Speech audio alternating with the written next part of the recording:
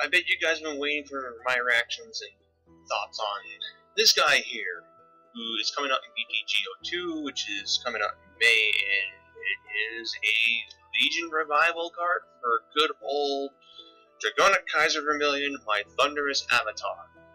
Yeah, I'm stoked for this. Like, when I found out about this card, I marked it pretty hard. And now I've had a little bit of time to think over this, I'm going to give you guys my initial thoughts on Dragonic Kaiser Crimson. So let's begin. So he legions with Dragonic Kaiser Vermillion, and he has two abilities. One is an once per turn limit break ability, making him the first legion to have a limit break. And his ability is choose one of your legion mates, and next time when you would play that ability, its cost is lost until the end of the turn. The cost of an activation without a cost is paid by the never play. So what it basically means is you can use Dragonic Kaiser Vermillion's Thunderbolt limit break for free. Okay. And then his other abilities, if you have another unit in the same column, you can just Soul Blast on them up by another 2,000. So this is already going to be a base 22, and then when you perform Vermillion's limit break, you're going to be swinging for 24. If you have a 7k attacker behind it, then you are swinging for 31, which is a magic number, meaning your opponent has to guard with 2 10s and a 5 to... No, they have to guard with 3 10s and a 5 to no past that, which is a fair bit compared to, say, swinging for 28,000, which is what I think Knuckle Buster usually swings for. That's just really good. Just being able to continuously Vermillion Thunderbolt every single turn without paying cost, like, that frees up counterblasts in an already counterblast heavy deck for other things like Dragonic Death Sight. Now you can just counterblast 2, pick off a back row rear guard, then you have Crimson and Vermillion nuke the front row, and because you're nuking the front row in Legion, you can use cards like Tonfa Brawler, Arc, and Military Brawler Lissei to help themselves up by 3 to 6,000 every turn. You get to make some pretty big columns. Like, this is a potentially a 15,000 guy backed up by a 13,000 guy. That's a 28 column with these two if the Vermillion goes off and kills 2 things. But I'm assuming your opponent's going to be like, nope, I'm not going to have a front row all the time, otherwise I'm just going to lose to Vermillion. Well, being able to just swing for 12 and 10 behind it, that's a 22 column. Not to mention we got Dusty Plasma Dragon, your good old-fashioned Burning Horn clone for Vermillion. Dusty Plasma with a arc behind it, 22, 25. Like, those are some big numbers.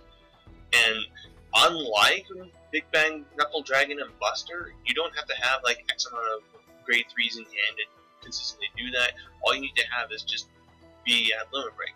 Now, admittedly, being at limit break is kind of bad, as most players will just keep you 3 damage, and then when they're ready to kill you, they'll kill you. However, Narukami do have the limit break enabler Eradicator Echo Graphica, who comes out actually now in BD16 English, which I need to pick up like 4 copies of this guy.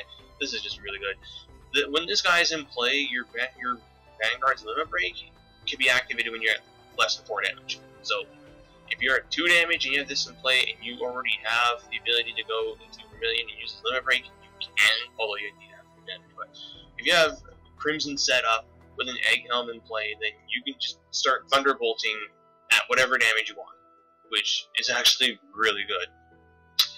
And just, yeah, like, I really, really do like this card. Is it the best Legion?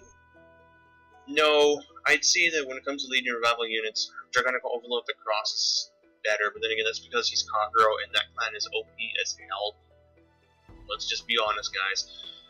But for what Crimson does, he makes Vermillion into a really good unit. 3 limit breaks every single turn. That's insane. And as I said before, in my blood profile, you have the ability to use generic Narukami support, like these guys. Arc and Lissei. Like, now, you can use these guys. You can use Threatening Brawler Komei in case your opponent doesn't have a front row to discard draw.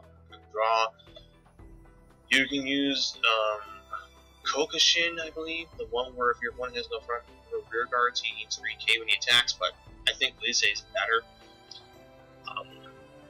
I already have a deck list for this in mind. I just gotta make some proxies of this, and I can start playtesting. I just need to get some of these guys. But I think just going like straight up 4 of this, 2 to 3 of this, and maybe some shotgun blow dragons, as Vermillion's not that good of a standalone card, so I wouldn't want to have too many of these, but I don't know if running just 2 will cut it. I think I'm going to need some more. I probably would base it along the lines of those Dragonic Overlord Lacrosse decks, where they run Lacrosse, and then they run a couple copies of the Great for later on, and I think Shotgun can do that, because he's one of the few Narukami Legions that doesn't require other brawlers to do his stuff. But yeah, I'm totally excited for this, and I will be going all out trying to find these. He's only a double R though, so it shouldn't be too difficult to pick up Crimson. Finding SPs at this though, that might be an issue, but yeah. Dragonic Kaiser Crimson.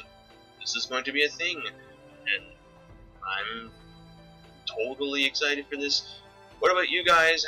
I know there are a couple other Vermillion fans out there who have been wanting to see something like this happen. Well, here we are. Tell me your thoughts on Crimson. How do you plan on building a deck with this guy? Yeah, the moment this guy comes out on Card Fight area, I'm gonna start playing around with.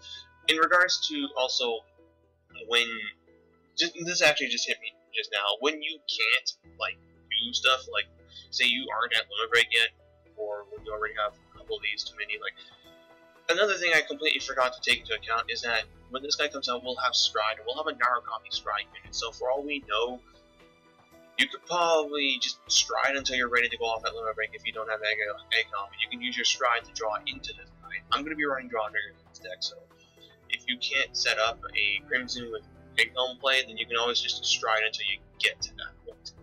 So now that I've got that little interaction out of the way, I'm just going to end this video and ask you guys for your thoughts on this guy. Like I said before, I'm pretty excited for this card. This looks to be a really fun deck to play around with. Until next time, this is BlueStar99, jacking out.